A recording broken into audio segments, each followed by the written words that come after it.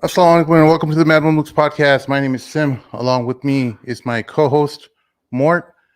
We have a special episode for you guys this afternoon. But before we do that, please help us out on patreon.com/the Mamluks and make sure you click on like and subscribe. Our episode today is with two special guests, two Dawa activists, lecturers at many events and happenings all across the world, actually. Mazin Abdul Adhim and Harfouch. Welcome to the show. Assalamu alaikum. Thank you. Assalamu alaikum. Well, we come on the show this evening or this afternoon with usually we start off with some lighthearted humor and things, but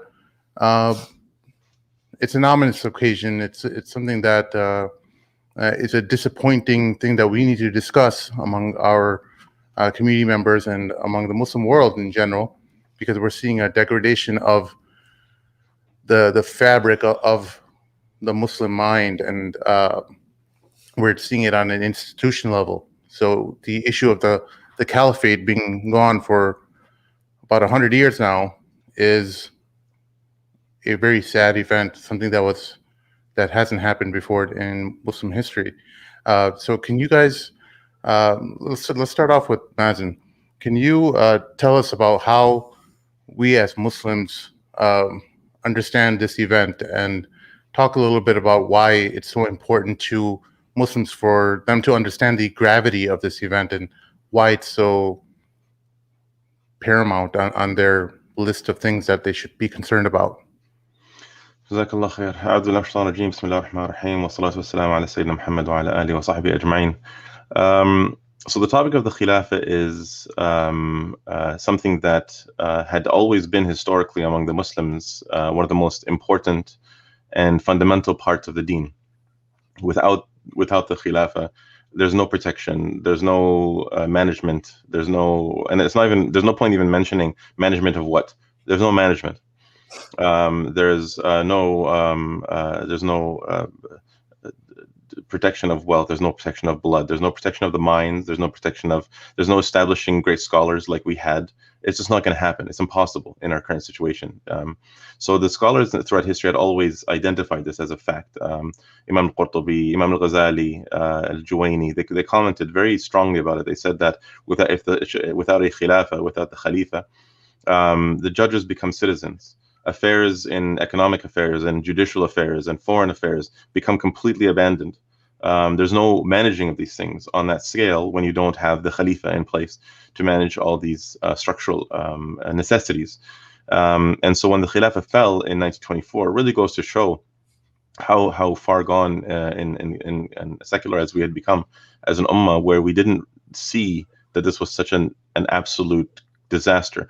It's no exaggeration to say that this was the greatest disaster to befall the ummah after the death of Rasulullah sallallahu alaihi wasallam. If you were to count the number of people who died, the economic disasters that took place, the number of lands that were invaded since 1924, since Uthmani Khilafah fell, there's no quantifying it. There's nobody's able except for Allah Azza wa Jal to put this into actual numbers. It's so absolutely massive in magnitude. So this is one of the things that we have to really recognize, that and even in the weakest days of the Uthmani Khilafah, it was a superpower in comparison to anything that we have today. So that's something that we also have to recognize the importance of. I have a question. There are some people that will make an argument, not to be controversial, but they'll say, the Ottoman Empire was not necessarily a Khilafah. So how would you respond to like that sort of thinking? So obviously that claim is a lot of times you have to go back to where the claim came from. A lot of times modern day governments want to delegitimize the Uthmani Khilafah to legitimize their rebellion against it, such as the Saudi rebellion against the Uthmani Khilafah. So they call it a kafir state. They say it was full of shirk. They say it was full of grave worshipping. But the truth was, even if there was grave worshipping, the state didn't legislate that as a state law that you should or you're allowed to worship at graves. But the main point really is that if you wanted to identify what is and what isn't a khilafah, you have to go back to the Shar'i definition. People tend to go back to some sort of a logical or emotional rhetoric. It's all over the place. But if you go back to Allah Azza says, فَإِن تَنَازَعْتُمْ فِي شَيْءٍ فَرُدُّوهُ إِلَى اللَّهِ وَالرَّسُولِ. So if you have any sort of dispute on something, if you're confused about anything that you need law for, then you go back to Allah and His Messenger. So we have to first of all define what is a khilafah according to the Quran and Sunnah, and then we can identify whether or not the Uthmani khilafah was a khilafah in fact. Now, well, one of the things, or the first thing a lot of people just say right off the bat is they cite the hadith of the Prophet where the Prophet ﷺ said, after the Khilafah Rashidun, after the rightly guided Khalifs, it's going to be a kingship, and that automatically disqualifies that the Ottomans and so on, and the dynasties before them as actual caliphates. Can you briefly, because we're on that subject, just address that claim? Because I've heard it multiple times on social media. So yeah, and it is a very common claim. The interesting thing about that is there's so many things that prove that claim wrong. Aside from the fact that the classical scholars commented very clearly that the hadith of the Prophet ﷺ, the Khilafah will be 30 years, was referring to the Khulafa al-Rashidin. Because he's talking about the Khilafah Rashida ala manhaj nubuwwah, the Khilafah that is considered to be truly and completely on the path of the Prophet ﷺ. Because when you start making mistakes, when there's some corruption, you're not off the path as in you're like a kafir, but you're not on the exact same road. You're close to it, or there's some veering. So the Khilafah after Al-Hasan, actually, to be very specific, because Al-Hasan ruled for 6 months, radallahu anhu. So after the Al-Hasan, we found that there was some corruption in the way the bay'ah was taken, and there were some issues with the Khilafah. And so the important thing to note here is when the Prophet ﷺ talked about mulk, some people get confused and they think that the Prophet ﷺ was talking about a monarchy, and a monarchy is a completely different thing. And the proof that from Muawiyah onwards, first of all, to claim that Muawiyah was a monarch, a king, means that whoever makes this claim believes that Muawiyah was ruling with his own legislative authority above Allah's authority. So according to anybody who studies political science knows that a monarchy, the king or the queen are the sovereign legislators. They're the ones who decide the law. So if somebody claims that Muawiyah, because I guess the important element to recognize is that the Sahaba, or the Muslims at the time, when they compared the later Khulafa to the first 4 or 5 Khulafa, the difference in the purity versus the slight corruption, actually, relative to what we see today, was so significant to them, was so dramatic for them, that they were so upset with it that they looked at it as if it wasn't as if it's gone to become a kingship. But they didn't mean that. Because if we look at what an actual kingship is today, it's a legislative system that rejects Allah Azza wa Jal as the source of law from the Quran and Sunnah, and says that whoever is ruling is the sovereign legislator. Yeah. And therefore, to claim that the Khulafa after were kings, there's 2 problems with that. Number one, it means you're accusing them of legislating with kufr, and they were way too knowledgeable to be given an excuse, and therefore you're accusing them of fisq, dhulm, and kufr. وَمَنْ لَمْ يَحْكُمْ بِمَا أَنزَلَ اللَّهُ فَأُولَٰئِكَ هُمُ الْكَافِرُونَ. Whoever legislates with other than what Allah has revealed, they are kuffar, they're disbelievers. The other real problem with it, and this really is kind of like a bit of a nail in the coffin, the final nail in the coffin, is the classical scholars throughout, in the first 1,000 years after the Hijrah, they commented on the Khilafah. They commented on the importance of the Khilafah, the importance of a Khalifa, the importance of the Bay'ah. So if the Khilafah had fallen after 30 years, why would all these scholars comment on the importance of having a Khilafah, that it must always exist, and then they didn't do or say anything about the fact that there was no Khilafah at their time? So, of course, the Khilafah existed at their time. And if anyone were to claim that it became a monarchy, well, then what was Umar ibn Abdul Aziz? What was Harun Rashid? What was Muhammad al-Fatih? What were they? Kings? They were. So them and the Queen of England are equal? And of course, the answer is no. They legislated with what Allah has revealed, but there was some corruption. And that corruption was so significant that we cannot call it Khilafah Rashida ala manhaj nubuwwah. We call it Mulkan Alban, or today's Mulkan Jabriyan, but back then we call it Mulkan Alban. Ali, one of the biggest problems I have when I'm discussing this and I'm talking to Muslims about the importance of this is that there's an abstract nature related to the work of this, in terms of if you compare any other ibadah that Islam has, whether it's prayer, zakat, fasting, there's relatively clear-cut guidelines and things that you need to follow in order to perform those rituals. Similarly, when you try to stress the importance of this work, people, you don't have a clear set of objectives that they need to do that that connect it back to their faith. They don't feel like it's a ritual that is increasing their iman or other acts of worship that are necessarily associated with the faith. It just seems very like open-ended, like they don't know exactly how to put actions into motion that would be directly translated as work towards like the rebuilding of the caliphate. So can you, if you were to talk to the average family, that is praying, fasting, and it understands the importance of the caliphate, and what would you tell them? How can they work towards this this goal in mind? Well, Bismillah ar-Rahman ar-Rahim. Well, I think the first thing is to kind of address why it's become such an abstract, or, well, now of course it's becoming increasingly concrete and more of an articulated idea in the Ummah. But what are the reasons as to why it is seen as being an abstract goal or something that is on a far horizon? The reason for that, I mean, there's multiple factors, some of which are historical and can be related to the development of the Ummah and the intellectual scholarship in the Ummah and so forth.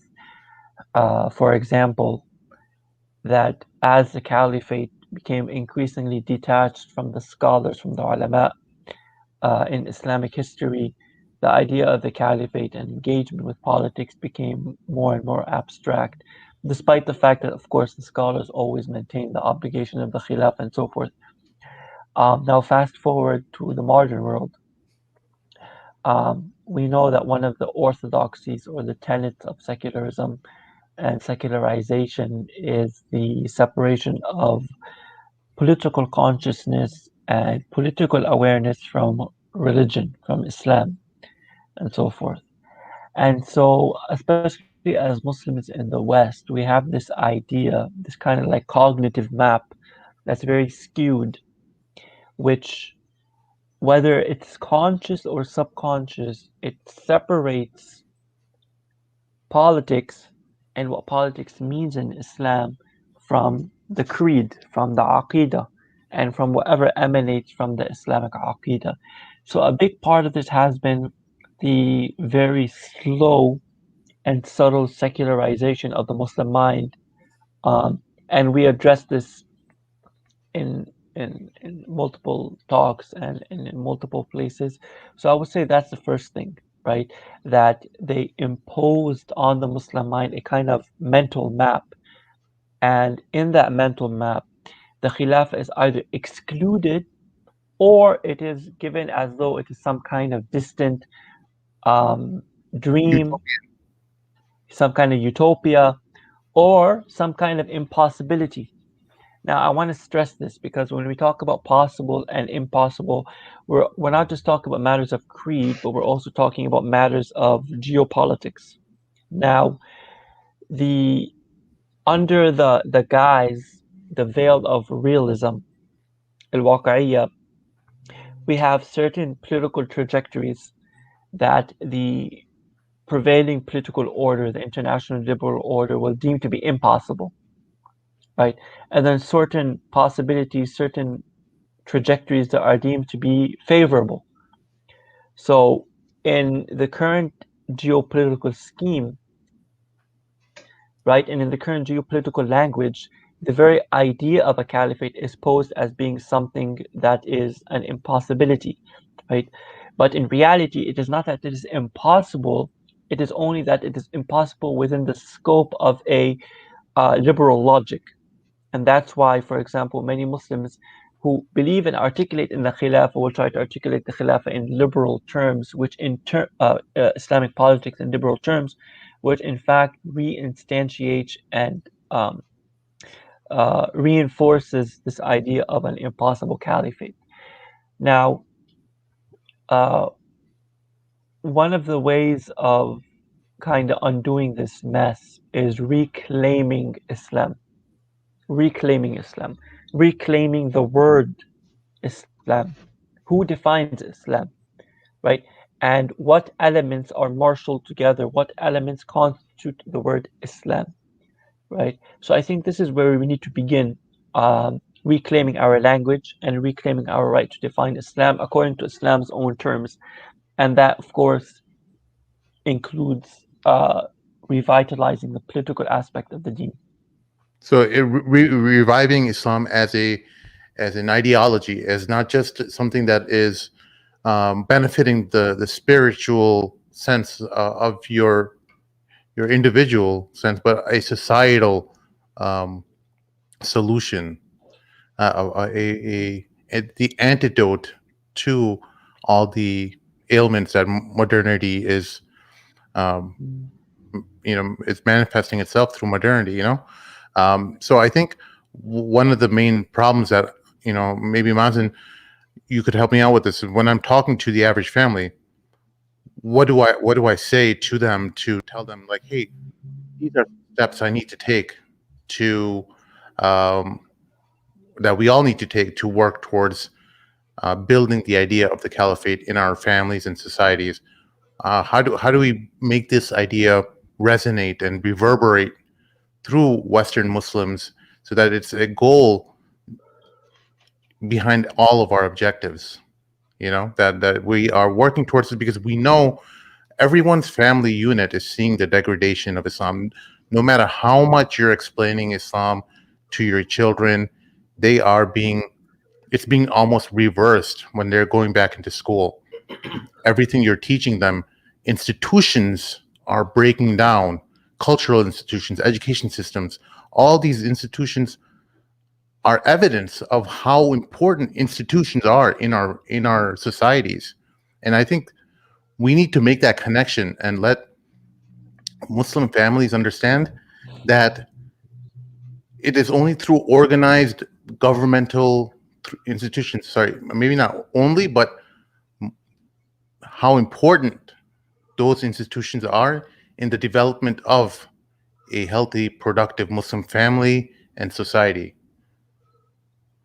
Yeah, so Sheikh Taqiyuddin rahmatullah alayh, actually there's a quote from him where he said that the individuals change other individuals in a temporary way, whereas the state and society changes the individuals on an ongoing way.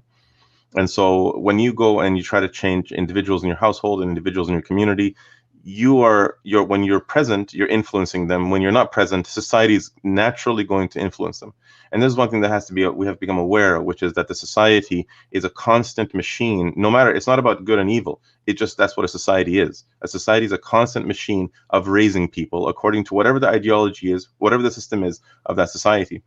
Whether it's an ideological society or a non-ideological society, like so in the US, the ideology of capitalism, and in Canada and in England and in France and so on, is very, very strong. So people will be raised ideologically according to secularism, democracy, concept of freedom, human rights, women's rights, all these sorts of things.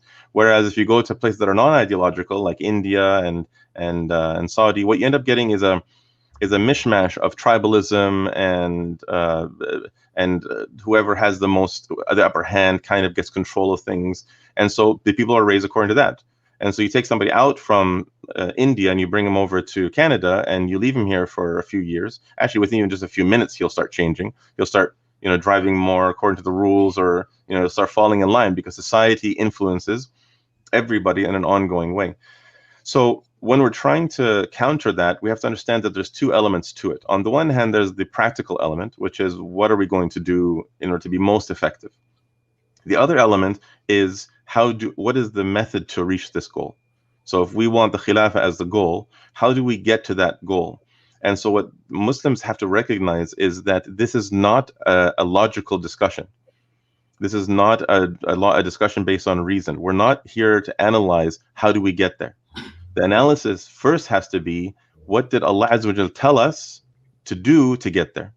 We have to understand that this is something that is restricted in Hukum Shara'i, in Quran and Sunnah, the same as Salah is restricted in the Quran and Sunnah, the same as a marriage contract is restricted, the same as many things in Islam are restricted and guided, and there's specific procedures and steps and rules and so on from Allah Azza wa Jal himself.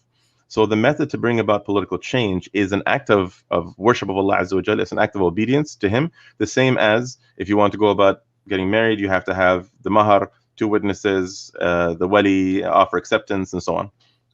Same with salah, you have the takbir of ihram and the intention and the fatiha and so on.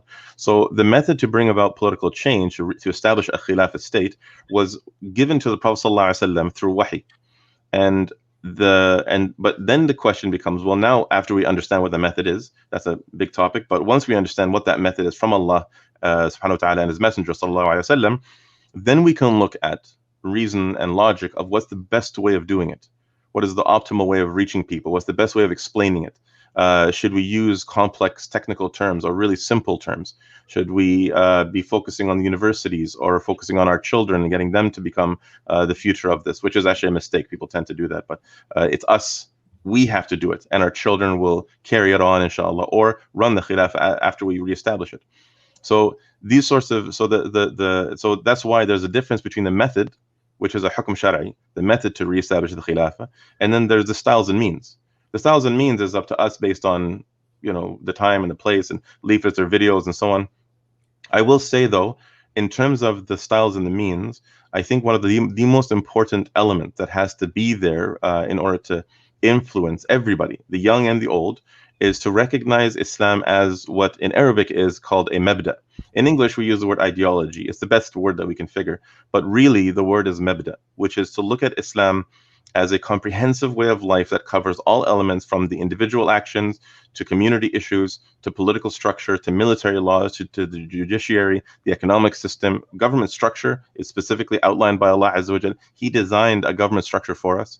He designed a foreign policy for us. So once we understand that Islam has all these laws in it, that gives us guidance on all these things. And it's not just a matter of saying morally this is immoral. No, the Quran specifically instructs us how to have an economic, like a currency system, how to form contrasts, public, private, and state property, and so on. So we have to recognize that to know these things, we have to go back to the Quran and Sunnah to identify them in the texts. And the text will tell us what these things are. Once we've established that as the foundation of our viewpoint of life, then the youth and the middle age and the adult, the elderly, they'll all look at Islam and the world in the same light, which is that Allah has guided us and we're not living according to that guidance. And the Khilafah is the only way to live by that guidance. Yeah. Some people will say that, we should have the Khilafah and it's great and we should work towards it. But I noticed some comments in the text and they were saying, well, shouldn't you be in a Muslim majority country if you're going to work for the Khilafah? So I guess the question is, can you be in a quote unquote non-Muslim land and still claim to want to establish the Khilafah and work towards establishing a Khilafah? I guess that a lot of people see that as a source of contention, right? They're like, okay, well, you're reaping the benefits, or so they claim, of living in a Western place and having the freedom of speech and being able to talk about stuff like this. And if you go to the Muslim country, you're unable to do that. And so, right. So I guess maybe talk about that, because I hear that point a lot, unfortunately. So I'd like to hear your take on that. Do you want to comment? Yeah, either one of them. Okay, go ahead, Ali. So, well, we hear this a lot. First and foremost, I know Brother Mazin and myself are back and forth between the Muslim world and the so-called West, whether it's United States or Canada. That's a personal note. So that being said, when we talk about the idea of the Khilafah and when we talk about the Caliphate, we're not talking about just merely a Hukum Shara'i, but we were talking about a project, and this is a global project.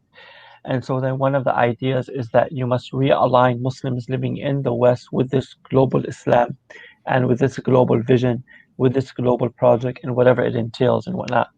So the fact that we are living in the West does not exclude Muslims from their obligation in the same way living in the West does not exclude you from the obligation of Hajj, for example, right? I think one of the key things to remember and to understand is that just because we live in an age of nation states that try to impose borders on our thinking does not mean that we are automatically somewhat unsubscribed from whatever comes from the Ummah in the Muslim world, right? For us, Islam is a global Islam. Islam's vision is a global vision, and the Islamic project is a global project that we are not uh, excluded from. If anything, being actually in places like the United States, for example, or any of the countries that are actively involved in the assault on the Muslim world and actively involved in maintaining the international liberal order, if anything, this gives us even a bigger obligation to speak up, right? So this is something I often tell Muslims in the United States, that you are living in the belly of the beast, so to speak. You are living in the belly of the international world order, of the global world order, of the international liberal order, and so forth. So if anything, your actions in the West will resonate in a different way, symbolically and strategically. Just one thing also to comment on that is when people tend to say that you're living and you're benefiting from the protection in the West and you can talk and so on, it seems that they're not aware that the Prophet ﷺ did the same, not only living in the Kufr society of Mecca, but more importantly, he was under the protection of Jiwar. And so Jiwar is the tribal system of Quraysh, where each tribe would, so that your tribe would protect you, or a number of tribes, so that one tribe would be allied with other tribes. And if this tribe was attacked, or anybody in that tribe was attacked, all the other tribes that are allied also attack whoever is attacking them. So Jiwar, which means kind of like, I mean, it's kind of, if you translate, it means like being neighborly or being siding with each other. And so the Prophet ﷺ, for much of his time in Mecca, was receiving the Jiwar of Mushrikeen of Mecca. He wasn't receiving the Jiwar of Muslims. He was receiving protection of the Mushrikeen of Mecca to protect him from being attacked by those hostile to him from Quraysh. And so living in a situation where Allah Azza wa Jal has forced the kuffar into a position where their claims prevent them from stopping this da'wah is something that we should look at and find amusing, really, that Allah Azza wa Jal has shackled their hands with their own doing. And regardless, the point is that just exactly like Ali said, we're obligated to carry the da'wah regardless of where we are. So it's better to live in the West and carry the da'wah than to live in Mecca and do nothing. Thank you. Yeah. One of the most thing that really keeps me up wondering what exactly is the prevailing solution. At least the non-Muslims, the governments of the world, they're not concerned about the caliphate returning for the most part. I'm sure there's like government think tanks and things like that think about these things and look at some of the sentiments throughout the Muslim world, but for the large part, they're not really. It's not something that's on their radar, at least in the near term future. And so that has me wondering about what these institutions actually feel like will fill the gap for the problems that plague society. And I was just curious too, because right now we just did an episode with a guy named Hotep Jesus, who espouses like Black empowerment. People of the Black descent, of African descent, should rally together, build economic superiority, figure out how to become, how to advance themselves. And so it makes me wonder whether this tribalism is how they're trying to address some of the inherent problems that are the disparities that are happening in society. I was wondering what your thoughts are regarding that, Ali. So, I mean, in terms of short-term strategies, in terms of short-term solutions and so forth, the key thing to keep in mind is that any type of short-term solution or band-aid, so to speak, should not obstruct us from the overarching goal of from the long-term political vision and so forth. And I think one of the ways in which the idea of the caliphate is rendered abstract is when we turn the caliphate dream, and then we turn certain short-term goals or short-term objective into ends in and of themselves. I think this is in and of itself very dangerous. So, for example, relying on institutions or charitable institutional networks, for example, in addressing the issue of poverty, or, for example, zakat without the state institutional framework and so forth. In terms of short-term objectives, I think that our attention and our energy should be directed at thinking of the caliphate and thinking of the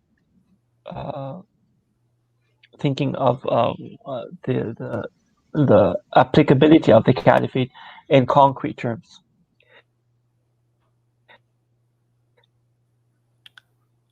So that's of how do we translate this?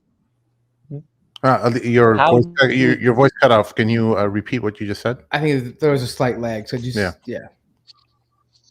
Yeah, so I think in terms of the short term, one of the things that we need to be focusing on is how do we take the idea of the caliphate and translate it into a concrete, measurable, timely goal, right?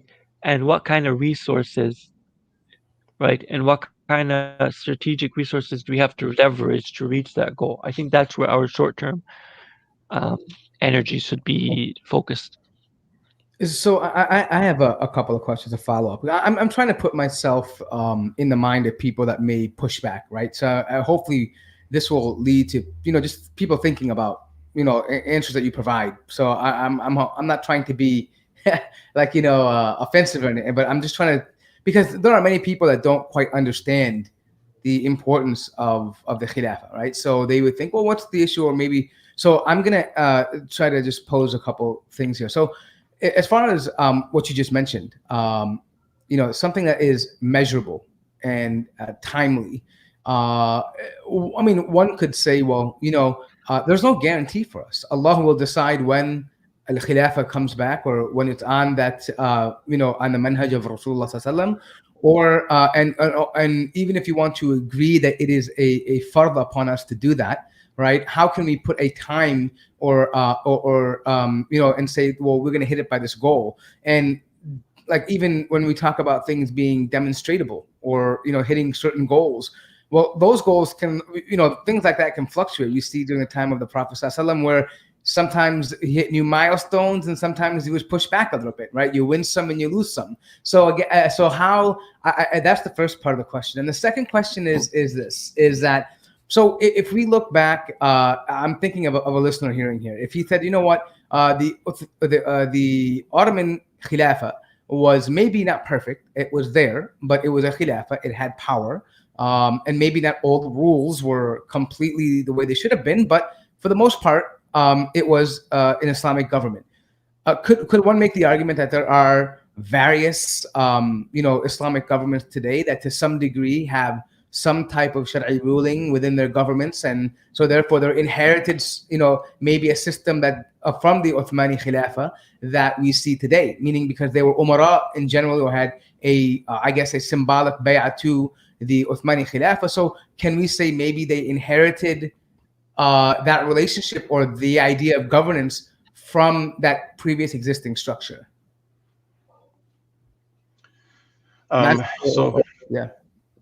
So what I'll say is, with regards to the first question, which is, from what if you could summarize the first question one more time quickly. Yeah. So the first one would be essentially that, okay, so how do you, because Ali said that, maybe we can translate this into short-term goals that are measurable and demonstratable, and we can basically have a timeline and things like that, right? So I guess call to action items that we can be accountable for. Yeah, so for anybody to think that that it's just a matter of letting it happen and it'll take care of itself, and I'm not sure that's exactly what you meant. One of the problems that we have is saying that looking at it as something that is too difficult to achieve, or some that if you just leave it, it'll happen on its own. And that either way, the truth of the matter is that Allah Azza wa Jalla is the one who will bring back the Khilafah. The truth of the matter is He's the one. وَمَا النَّصْرُ إِلَّا مِنْ عِنْدِ اللَّهِ الْعَزِيزِ الْحَكِيمِ. Victory is not the Nasr, not just victory. Victory in really anything, but specifically in warfare and in a task like reestablishing the Khilafah, it's only from Allah Azza wa Jal. So people have said that, so if it's from Allah Azza wa Jal, you leave that to Allah and you focus on your iman, your aqidah, and family, and so on and so forth. But this is wrong, because every single ayah that talks about Nasr, when it came to the Sahaba, we see their actions instructed by the Prophet ﷺ that they had to do something to achieve it. So when the Nasr of battles, they were told that they will win the next battle, for example. That didn't make them say, okay, well, Allah is going to win this battle. We're just going to go and sit at home and wait for it to happen, because stones will fall from the sky, or Malaika will fight for us. It doesn't work like that, because the whole point is us acting and being tested on how hard we act, how much we study and look into things, and our intentions. So the first thing is that we're responsible for the obligation of working, not the Khilafah itself. Of course, we're responsible for actually trying to achieve it.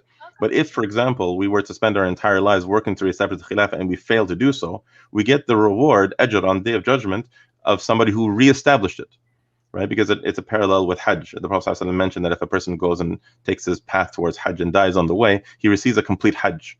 And he says complete, complete, complete. So the thing is that that's the same for us, inshallah, those who are working to establish the Khilafah.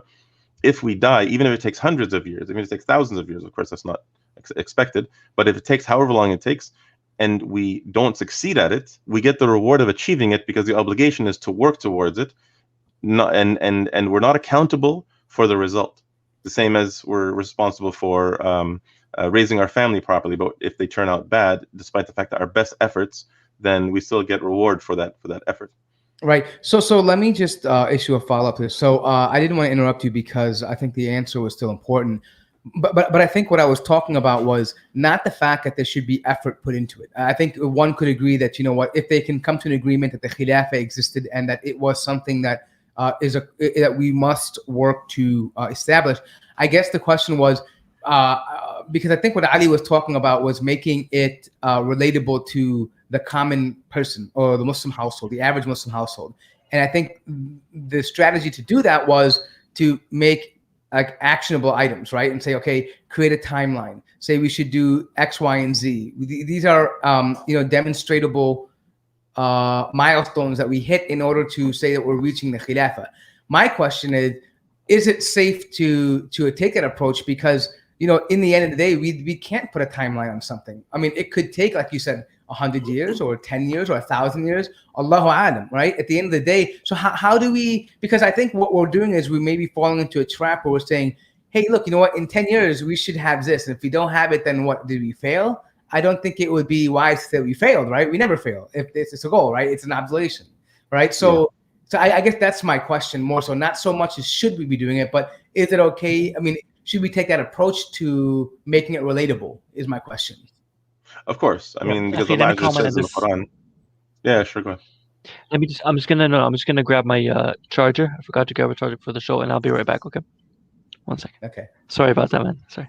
Yeah, That's right. No problem. Yeah. maybe Mazin could talk about the other question. Yeah, because I'll let him come back to the first one, because I think he made the comment. So, but the second question was in terms of the existing power structures today, which are called Muslim governments or lands, being inherited from the old Ottoman system that was there in place. Could one make the argument that, well, just like as we would assume or say that the Ottoman Khilafah was still a Khilafah regardless, and most of these governments today existing today were umara of the Uthmani Khilafah, can they be considered an extension of that period? Sure. Yeah. Now just to touch on the first question, which is just really briefly, there's nothing wrong with putting a plan in place and then it not working out and then reassessing and reassessing. We as humans, that's how it is. That's how we are always trying. And even the Prophet ﷺ, by the way, when he was trying to find the place of the hijrah, so he mentioned there's narrations that talk about the location of your hijrah, and he actually had a dream of where it would be. He saw the location. He wasn't told what the location was in the dream. And of course, the dreams of the Prophet ﷺ is wahi. So he saw the location, and it was a city that was between two mountains and filled with palm trees. And so he thought it was Ta'if. And so he went to Ta'if, and that's the famous narration of him going to Ta'if and getting stoned by their crazy children and so on. And so he went there expecting this was the place of the victory, the place of Nasr, of Allah Azza wa Jal. And he was rejected, the worst rejection of all of them. And despite you think about even rationally, a human being being let down that badly would probably say, because remember Jibreel alayhi salam came and said, "La'atbaqanna alayhim al-akhshabayn," I'll smash the two mountains together and kill them all. And the Prophet said, "No, I just want believers to come from their descendants." Right. And so it goes to show how great the Prophet ﷺ was. But that's the thing that has to be understood, is that the Prophet ﷺ continued working and reassessed and continued looking. So you just make a plan to the best of your ability and saying, okay, by this time, either we'll achieve these short-term goals or the long-term goal of actually having a khilafah. And then when you don't, you look at, well, what happened? And then you improve and improve and improve. And it's just about, it really is about showing Allah Azza wa Jalla that we're going to keep on trying. We can do this for your sake. And it's really about pleasing Him with our efforts. As far as the governments today, no, that wouldn't be correct. Because the foundation of the definition of what is an Islamic state, what is not an Islamic state, what is Dar al-Islam, what is Dar al-Kufr, what is a Khilafah, what is not a Khilafah, comes from the text of Islam. And everything is measured by that. The biggest fault that we come to do is we tend to contrast, saying, well, like you look at Erdogan, you look at Saudi, you look at X, Y, and Z, well, they're better than al-Sisi, Hosni Mubarak, Saddam Hussein, and so on. So that people use this sort of comparison. Well, it's better than, and he's trying, and therefore we should support him and accept this. Or even this even gets so bad as saying we should vote for this candidate instead of that candidate because this candidate is better than that candidate, even though they're both completely forbidden for us to vote for. And so when we look at the standard has to be, it's an iron foundation. It's a standard that is untouchable because it's from Allah Azza wa Jal. We first find out what does the state need to look like? Need to, not just should. It has to look like. What are the foundations of what a khilafah actually is according to Allah Himself? Then we look at where are the errors. So we see with Muawiyah there was a change in the way the bay'ah was taken, which led to sort of a seemingly what looked like a hereditary rule. It wasn't. It was the bay'ah still from the people, but it was kind of pushed in one direction and just expected to go in that direction, and it continued that way. There were some other issues as well in terms of the corruption of the Khilafah, in terms of then oppressing the scholars, handling finances, not handling certain issues of war properly, and so on. So there was lots of issues throughout the years. And so you look at each one of those problems back according to the Quran and Sunnah of what Islam says about them. All those things, by the way, up until the fall of the Khilafah, every single one of them was a misapplication of a hukm shari. So just as the famous example of Sa'id ibn Jubair, who was tortured and then killed by al-Hajjaj, assuming the narrations are accurate. What's interesting about that is al-Hajjaj and the other khulafa and other wala, the governors and so on, who did oppressive things to the scholars, they did it based on the ruling of rebellion, right? They judged the person to be a rebel because remember, Sa'id ibn Jubair and a lot of Muslims at the time, they actually rebelled against al-Hajjaj. So this was an act of rebellion, and he was implementing the hukum of baghi, which is you are rebels. If the Khalifa tells a scholar, do this, and he says no, a Khalifa can say you are rebelling, right? It's unjust. It's, in many other cases we know it was unjust, but he was still implementing the Islamic ruling of baghi. But after the Khilafah fell, take the example of Saudi, which is a prime example because they're the only ones who really, some Muslims are deluded into believing they're actually an Islamic government.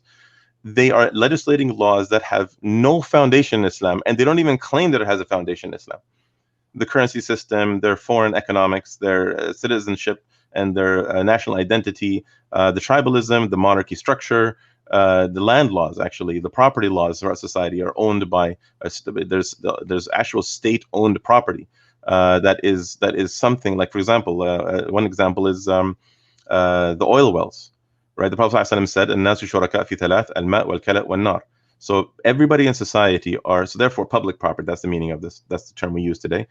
public property, so water sources, fire sources, and green pastures are necessarily public property, according to Islam, unless it's in very small amounts. But oil wells and salt mines and natural gas deposits and all these things are public property, meaning that the public actually owns them and is forbidden to privatize them.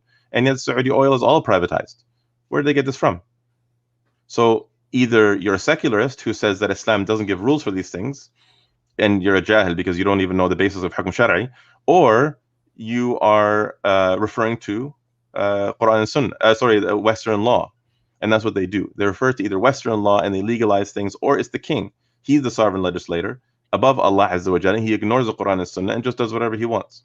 So these governments today are not similar to the variations of the Khilafah or the ages of the Khilafah, because these ages of the Khilafah were always rooted in looking at the Quran and Sunnah, and all the laws were applied from the Quran and Sunnah, whereas today it has nothing to do with the Quran and Sunnah, except for some things they do in order to delude masses into thinking that they're Islamic. Now, I know Ali had some questions as well. Yeah, I was just going to say, Akhi, I wanted to give you a chance to respond to that before you had to leave, because I think you were the one that made a comment about the about actionable items and timelines. So I thought maybe you want to give a follow up on my questions to that. Yeah, so I think one of the things we need to keep in mind when we're talking about the Khilafah, we're talking about a geopolitical objective, right? This is a hukm shar'i, but it is also something that is geopolitical. It is something that is a concrete vision, so to speak. And so in the same way, for example, if all of us were to gather and we wanted to, let's say, set up an institution, a particular institution in the United States, what we would need to do is assess our resources, know how to leverage those resources, and put objectives in place, and so forth. And so the Khilafah is no different, right? The Khilafah is no different in that regards. So that's what I meant by concrete. That's what I meant by concrete. Knowing what our resources are and how to strategically leverage those resources on the global political landscape. Okay, makes sense.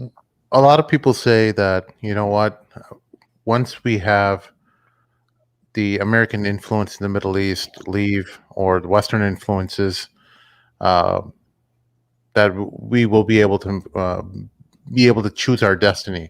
What are your thoughts on that? Do you guys feel like a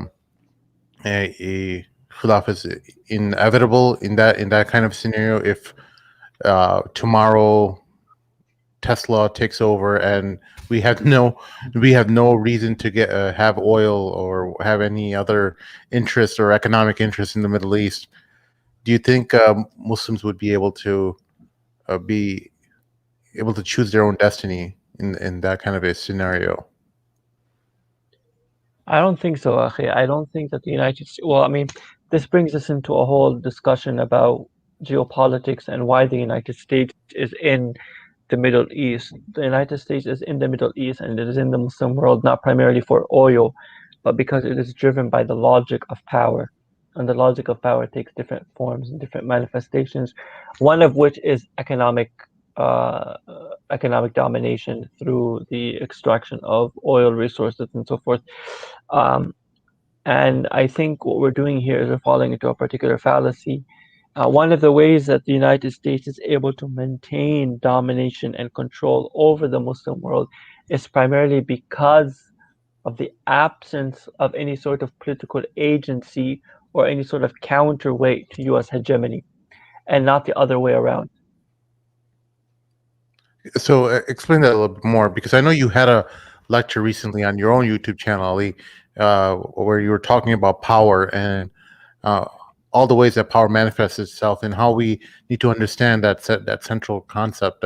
So how can there even be a counterbalance to such a tremendous force like the American military is? What could be even something remotely used as a leverage against that kind of power? That kind of power. Yeah, maybe preface this by explaining to people what constitutes as power. Like, how do we look at power, and what is power in terms of from an Islamic lens, from a Sunnah perspective? what is considered to be power, and I mean, because anyone can claim to have power, right? ISIS claim to have power, but is it power? I mean, that's what we're looking to find first. That's a great example because many people saw through ISIS and saw they actually had no power, Right. and that it was just being used in a geopolitical leverage move. But Ali, maybe you can expand on that a little bit more. So power is essentially the ability to take a choice, a decision, to take a particular trajectory and transform that trajectory into action. So what it means, power is to have agency, the capacity to act in a particular way, right? The capacity to choose one's own trajectory. So we can speak about the Khilafah, for example, right? Or we can talk about any particular idea, Tawheed, the Sunnah, and so forth, in an abstract sense, right? This is what Kierkegaard refers to as intellectual action. But actual action is when you're able to take that idea and transform it into a course of action, right? And again, this is what agency refers to. This is the core of agency. So that's what I mean when I speak of power. Now, in terms of counterbalancing U.S. hegemony, right? This, again, as I said, it would lead us into a discussion about what constitutes U.S. imperialism, what constitutes and what are the pillars of U.S. power in the Muslim world. Now, to make a long story short, this is what I meant when I mentioned that the Khilafah is also a geopolitical perspective, a geopolitical objective, because the idea of establishing a Khilafah, it is not, for example, establishing the Khilafah in the Maldives or in the Keeling Island, right, where you have like a population of 500 people and so forth. When we talk about the Khilafah, we have to take into consideration certain geopolitical imperatives, one of which is having the capacity to maintain autonomy and to maintain your agency in regional orbits and in international orbits. And so that's why when we talk about the Khilafah, we have to identify certain key areas, key strategic zones. For example, Pakistan, Egypt, right? And Syria, right? And other countries and so forth. So when we think about the Khilafah, we have to take into consideration those geopolitical factors, i.e., which particular territory and which set of institutions, which if we were to seize, would give us that agency and give us that power to be able to influence, have regional influence, and ultimately international influence. When you want to talk about this subject with a lot of people, they say, "Oh, you know what? We need to first become caliphs or caliphs of our home." And at first, you know what, I used to scoff at that. I'm like, well, they're not understanding all the political things and all the institutional things.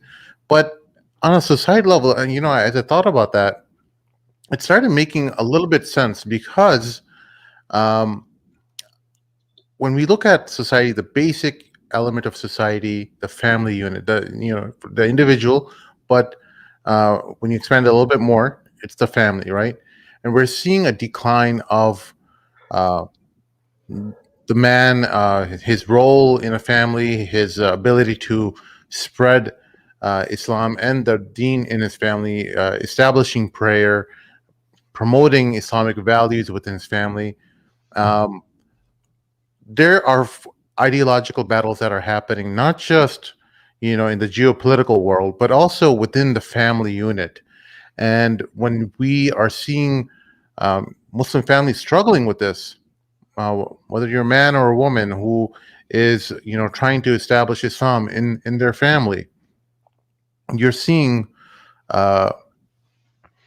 another battleground happening where you're not necessarily dealing with international actors, but you're dealing with ideas that are coming in from social media and YouTube and other avenues of entertainment that are just degrading the Muslim family, so that Islam itself is not being established within the core element of society, where uh, a husband or a wife is try to get the other families of the family to start establishing prayer in the household, and they're being told, well, who are you to say anything about what my worship should be like and how my relationship with God should be?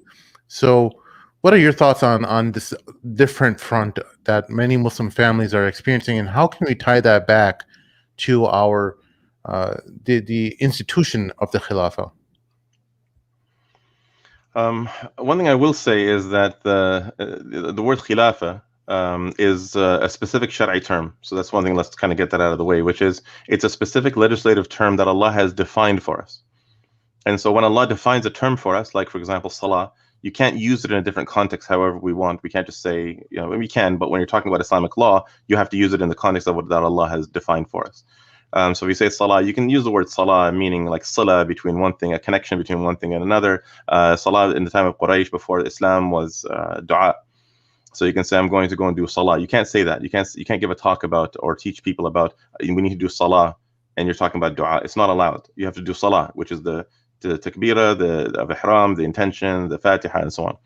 So when you talk about the khilafah, you're talking about a Shari'i term, which is referring to taking over the position of ruler after the Prophet ﷺ, right? So it's a specific position with a specific contract with the people, a specific set of responsibilities, and a specific accountability on the Day of Judgment. And so that's why when people say people tend to confuse the issue and they start talking about establish an Islamic state in your heart before you can establish an Islamic state and so on. And while that's true, I don't we laugh because we understand why it's wrong. But it's true in its essence, which is you have to establish an Islamic state. But this is actually they're using the wrong terms. Yeah, it's a statement of truth with the direction of misguidance, basically, which is what some people are trying to say is forget about the Islamic State, forget about the Khilafah, focus on your homes. So that's where the problem that we have to look at. It's not a matter of saying don't work on your families or do work on your families. It's saying work on your families and forget about the Khilafah. It will come if you fix your families. That's misleading. That's misguidance. That's not true. The Prophet ﷺ couldn't get his uncle to accept Islam. He didn't sit there and only focus on his family. He started with his family, sure, and then he immediately continued to society, right? So that's what we have to recognize, that the Prophet ﷺ showed us how to do it. Why are we even discussing this? It's already clear. Abu Bakr, for example, how long until his father accepted Islam? How many of the Sahaba worked on their families and still went out and called people in public? Abdul bin Mas'ud went out and read Quran in front of everybody. So we take both because again, Islam gives us our responsibilities. So we are responsible towards our family and we're responsible towards society. We're responsible towards our children and we're responsible towards speaking about the rulers and working towards changing them.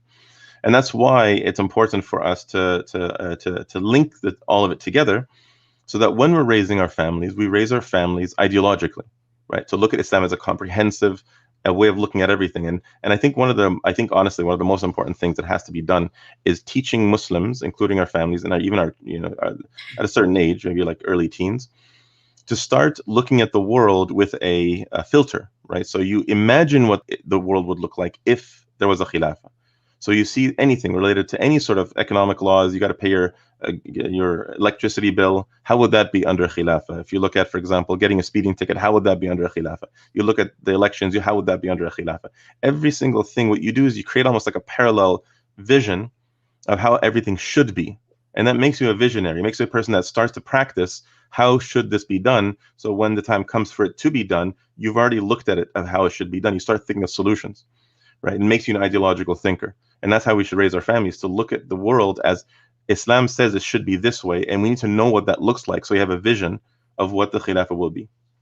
Wait, it's just so in kind of going with that line of thinking, let's take a real world example. For example, right now, as you guys know, there's a huge Bitcoin surge, right? And like people are, and economics and finance is very important to any government, to any citizen of any government. Let's just run it now. So in a potential khilafah, would Could Bitcoin, something decentralized, be part of a financial system of a Khilafah, or maybe more so than just maybe even some type of cryptocurrency? Would that be something that would be, could it be absorbed as part of it? Because I don't think many viewers, even myself, know too much about what the finance would look like in something like this. Yeah. So no, I don't have knowledge. I don't have knowledge about Bitcoin, so I'll leave this to you. Yeah. So again, so the way that we create this vision, the way that we all must learn how to practice having this vision and become, really, if you want to call it becoming visionaries, we as Muslims, the Prophet had a vision of what things need to be, and they were guided by wahi. For us, is guided by the Quran and Sunnah. So first we have to find out what is the Islamic ruling on currency. We have to understand the currency system of Islam first. So the first rule really you have to have in our minds is every single thing has a ruling from Allah Azza wa Jal when it comes to the management of the affairs between people. There are certain areas that Allah has left open, things related to administration or traffic laws or things like this, managing objects, but managing people with people, this is something that comes from the Quran and Sunnah. So the Islamic currency system is the gold and silver standard. The state-supported currency must only be the gold and silver standard. There's a specific weight for the gold dinar and a specific weight for the silver dirham, and there's no variation permitted unless there's a difference of opinion of how to convert the weights and measures of the Prophet's time to the modern day kilos and pounds. But it has to be a specific set amount, and that gold must be present physically in the state treasury or in the hands of the people. So if it's in the hands of the people will carry the gold around. They'll have gold coins that'll be pressed, obviously, and so on, in little gold nuggets. Who knows how people are going to adapt and live their lives. But the gold and silver must be physically present in people's hands, or you can have a representative currency such as paper or the vinyl or plastic, whatever we use today, and the gold must be accessible. So people can go to the bank and say, I want my gold, and the state is required to give them actual gold. So the people have the right to the gold because it's their gold. The states just simply will allow a system that if you don't want to be carrying around giant bags of gold, then you can carry around pieces of paper. So Bitcoin could be potentially a way of organizing this, because really what Bitcoin is just it's a system of calculation to control the production of that object, of that imaginary currency. The problem with it is when you give it a value that's not based on anything tangible. So the only thing tangible that Islam allows for you to have as a central currency is gold and silver. Of course, we're allowed to trade, we're allowed bartering. I'm allowed to sell 2 cars for a boat or something like that. But when it comes to a central currency that everyone uses, you can't use a piece of paper that has no real value to it, because then you're inventing a value for something that doesn't actually exist. And this is something that Islam doesn't allow. So Bitcoin in its current status is impermissible. Wallahu a'lam, of course, because it's an imaginary currency that has no value, no different than the fiat standard, right? So the currency, like you put a $5 bill and a $10 bill and a $100 bill. Why is this 100? It's not 100 times the size. It doesn't have any different. What's that? No, just a quick follow-up question. So how would that work in terms of, I mean, let's say one was of the opinion that Bitcoin is haram, and the Khilafah deen is haram. How would it interact with foreign states that deal with this currency? I mean, you're going to have to, there's foreign trade, right? I mean, so yeah. You're going to, and I'm looking at it in the long term thinking, well, I think we've only, till date, human beings have only mined 300,000 metric tons of gold. There's just not enough gold for the amount of the people that we have. I mean, to carry the value, I mean, you're talking about like, I think a total of $9 trillion worth of gold in the world. And the economies that we have today are much larger than that. Right. So I guess I'm working on like, I'm trying to use your exercise and like think about this and say, well, how do you envision this unless we're going to cut off foreign trade? And then that leads to a whole source of other problems. Yeah. So, and that's why practicing this is so important, because there are lots of interconnected concepts that all interlink. First of all, you have to understand the whole problem of inflation. The only reason why gold is worth that much is because you're comparing to the American dollar, not to the actual value of gold in comparison to other objects. If I want to buy gold, something with gold, it's not going to be the same as me buying with an American dollar that fluctuates like crazy depending on what's going on in the society and American political power and American movements and the economy of that particular country and so on. So the market itself will self-regulate based on what people, again, remember, if you were to remove the fiat standard from the world, starting with that before I get to your question, people will start adapting to the value of gold. Gold will become more valuable, or Allahu A'lam how it'll change. But what'll happen is that, and think of it this way: if a guy, let's say the Khilafah exists, you see in some movies where like some guy comes from like the Muslim. I don't know if you ever seen Robin Hood, the old one, where I think Prince of Thieves, where like that Muslim guy, and he's looked at and respected and so on. Imagine a guy coming from a land far, far away from the some exotic place, and they only trade with gold. So when they come to Canada, or they come to America, they come to England, and they buy things, they give you bars of gold or blocks of gold or chunks of gold, but it's a currency that is founded purely on gold. You are going to value their presence more than you're going to value a guy with a bunch of dollars. And where if you have $100,000 today, it's worth really $95,000 at the end of the year, maybe, depending on how things fluctuate. The Canadian dollar is fluctuating all over the place. Now the Canadian dollar is getting stronger, and then might die in like another couple of years. So that's the first thing, which is to recognize the how things are affected really by switching things entirely over. Remind me once again your point one more time. Yeah, I mean, well, how do we with a potential Khilafah that does not deal with cryptocurrency? Or with foreign, how would deal with foreign lands and foreign transactions? So again, it depends on how the Khalifa wants to deal with this. So there's a lot of ways of dealing with it. It is good to practice thinking about how would we as Muslims deal with these sorts of things. But the hukum is that the state must have its own currency system. And therefore, within the borders of the state money cannot be like the riyal or the Iraqi dinar or the Emirati dirham or whatever. Rather, it's just gold and silver. In terms of people coming in from outside, if they want to buy and sell, they would obviously have to do currency conversion, for example, if they wanted to. So the state is able to do foreign trade with other nations with their currencies.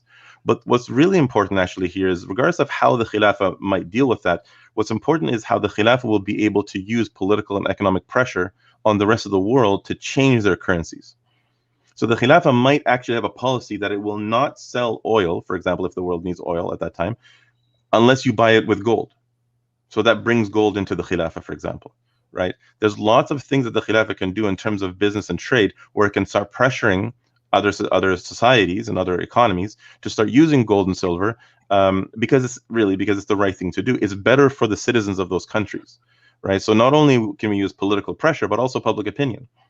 When the world starts seeing that this is a society that entirely uses gold and silver, you won't see articles anymore by these Western so-called thinkers where they say that the gold and silver standard is impossible today, right? So you have all these systems implemented. It starts creating a public pressure and an economic pressure, and then the state will start deciding when to allow and when to not allow some trade to exist with their currencies, and then we can use those currencies to sell or move them away. Like we can use that money and direct it to another country that accepts it. Once we start noticing that people will not accept that currency anymore, we now know that we're successful at shifting the balance of what people want to use for currency anymore. So if people don't really want to deal with American dollars anymore, they want gold, then at that point we can stop accepting American dollars. And we just start pushing more and more for the gold and silver standard to dominate. And this is just one small example. Again, because there's so many ways of doing it, it's difficult to give just one way and saying this is the way it's going to be done, because there's a lot of ways. Like the question of converting the currency. If you're in Egypt, they only have so much gold in the treasury, or in Pakistan or in Iraq. Of course, most is gone now. So if you want to switch the currency, well, how do you do that? There's for example, within Hizb ut-Tahrir, there's lots of articles written about possible ways. There's at least 4 or 5 very, very solid ways to do it. But it's the Khalifa's adoption. He's the one who's going to decide at the end of the day on how all these things would be done in a practical sense.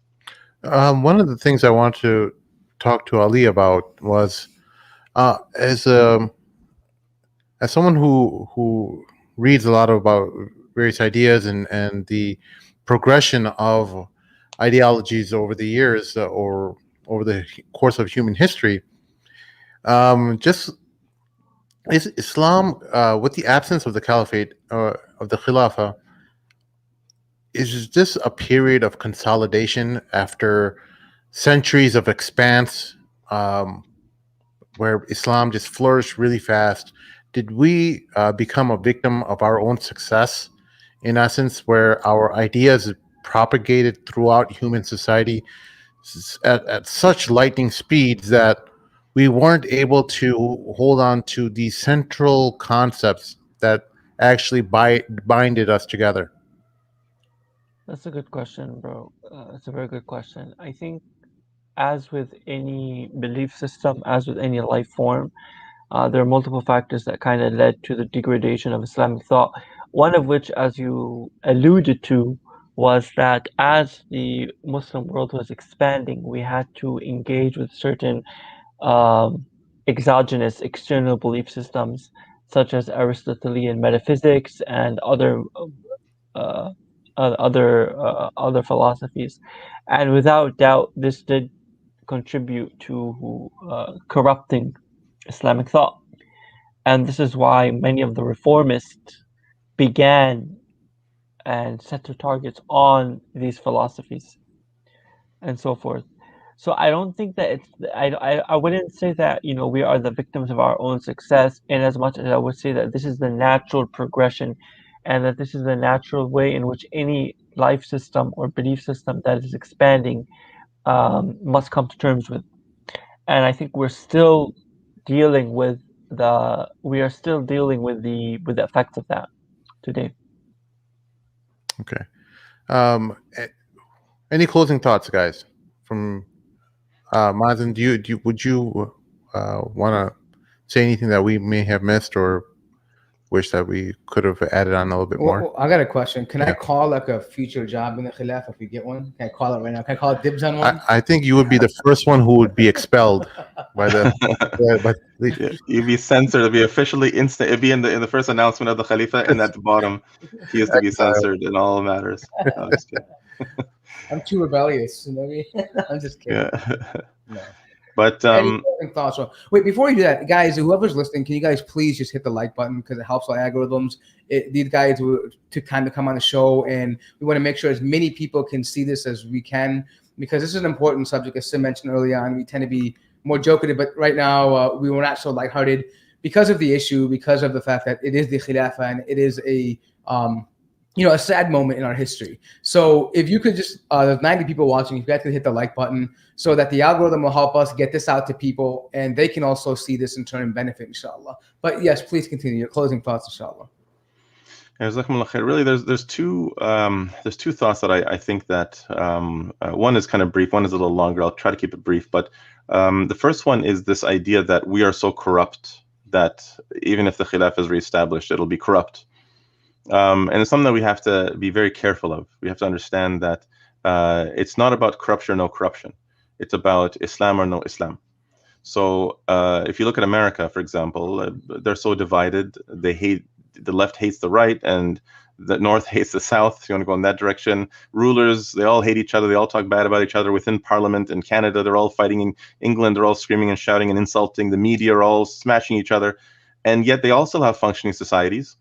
Nobody in their right mind would say that England, on the one hand, is better off, or even would be the same without a government.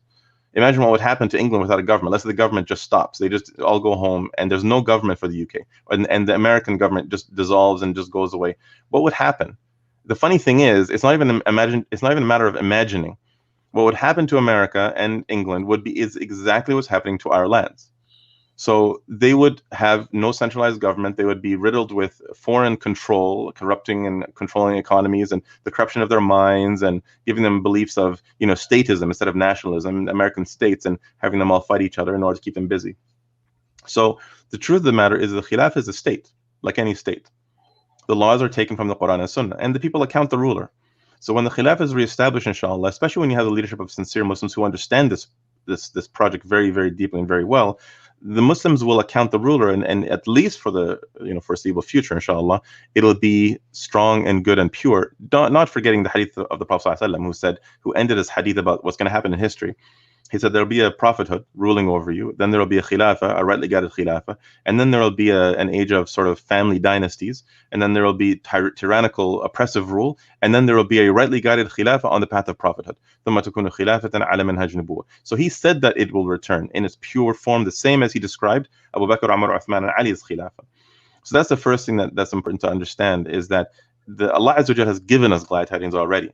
So this is something that has to be put aside. It's not a discussion point. Allah has spoken or told us the truth, and we just accept it. We work towards it, and we have confidence that Allah has promised us the truth. We know it's a fact. The second thing that I think is really important to recognize, I believe this is the next conversation for the Ummah.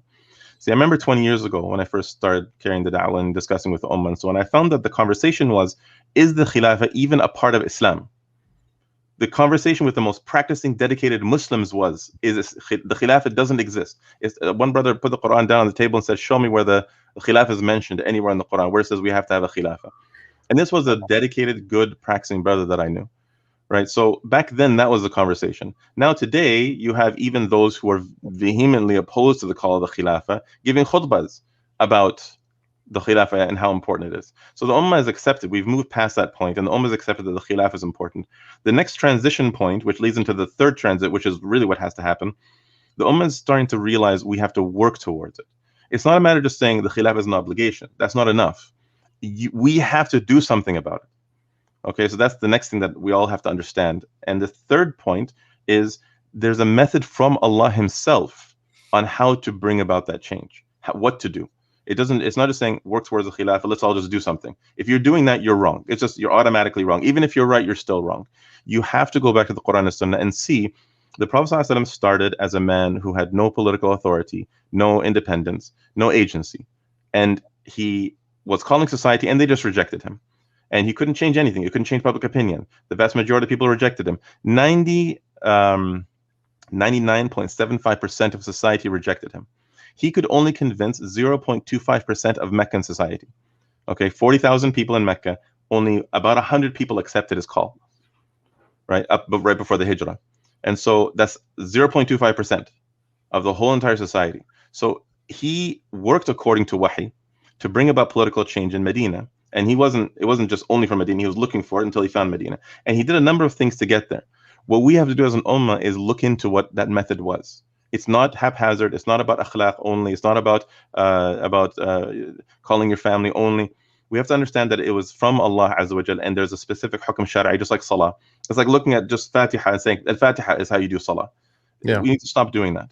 Don't just take a little thing. You have to look at the whole thing, and that's how we'll progress to the next stage, inshallah. One thing, just to add on to the sentiment of your answer, was something I heard from someone popular in the West, and they said people want the Khilafah when we can't even line up in bus lines correctly, and in the Muslim world, meaning that we're essentially savages and we don't necessarily have a civilized society. And I was wondering what your thoughts would be in response to something like that, because it isn't on many Muslims' mind. Like, wait, how can we implement the Khilafah when we have such terrible manners in society, disorganization, terrible bureaucracy and things like that. But I think that in that statement there was something about letting Muslims know that the West has a level of civilization or a civilized mind, civility in their mindset, and that we just don't have. We still need to be trained better in that regard. What do you think about that? So just really quickly on that is there's a couple of things that have to be noted. One, it's because these are ideological societies. Going back to the topic of ideological, when a person has a vision for life and they believe in that vision, they know comprehensively how to live according to that vision, you're going to get people who are going to live their life with pride, right? And they're going to want to be organized more than a person who's in India or in Bangladesh or in Saudi, where they don't even know what's going on and they don't have a vision. They don't see themselves as leaders for the world. They don't have anything to offer intellectually. They're just trying to eat. And that's the second point, is you go to the United States and look at the poorest areas, you're going to find the same disorganization, big giant mess. The only reason why most people actually, in most societies, actually follow the rules is because there's an organized police force. There's lots of laws. Like in Canada, things are safe because really the odds of you getting away with a crime is very slim. Everything's so wide open. It's like the odds of you getting away, there's police everywhere. Not only that, there's a lot more wealth. So people are less inclined to commit crimes. And in those areas where there is more poverty or less wealth, then you find that those places are less organized and they get less organized. So people generally tend to react based on a combination of these factors. And you include the fact people tend to actually reflect their rulers. As Donald Trump and like him become rulers, people become more racist. As somebody more tolerant gets in power, like here with Trudeau, you get people start mimicking them. People tend to reflect their leadership. So if the leadership is garbage, the people are going to start feeling like, well, this is all just garbage, and they're not going to care about anything. Yeah. But if you have somebody in power, like right this instant, immediately, right now, somebody takes power that is deep thinking, understands the entire system, knows how to implement Islam, knows how to lead, is charismatic, knows how to get people moving and organizing society and delegating everything properly, and people look at him and love him and respect him, you'll find society will pull together. People will no longer want to be disorganized because they'll start taking pride in something that they feel is theirs. But these societies, we don't feel like they're ours. So people throw garbage on the floor. I remember when I was in Lebanon, the brothers who don't litter are the ones who the ones that I know of. They actually, it was such an interesting concept. They get irritated. Of course, they understand most people will throw garbage on the floor, but they get annoyed, especially if one of us does it, like one of the da'akers who should understand but know better. This was the land that was liberated by the Sahaba. How can you throw garbage on the floor knowing that they fought to liberate this land? So these sorts of things have to be like this sort of pride and vision of what this land means changes things very dramatically. And inshallah, if we do succeed as an ummah of re-establishing the Khilafah, inshallah we'll see that. We'll see the Muslims look at the floor under them as something in a different sense, realizing that this is our legacy as an ummah, not meaning our legacy, but the legacy of Islam. And this is the wahy of Allah Azza wa Jalla. So us taking pride in our society is us taking pride in our deen, which is us taking pride in the guidance of Allah Azza wa Jalla. Are there any closing thoughts from you? I want to leave people with what Mazin said, so I'm gonna. Okay. Thank you all so much for joining us this afternoon. Make sure you help us out on patreon.com/Mamluks. Make sure you click on like and subscribe before you leave this video. I want to give a special thank you to Mazin and Ali for joining us this afternoon, and special shout out to Shaheen, who helped organize this event and got everyone together and promoted this event. Jazakallah khair, Shaheen. For my co-host Mort, my name is Sim. We'll see you all next time. Assalamu alaikum. Wa alaikum salam. The guy that gave that one dislike is going to be deadened. Khilafah comes back.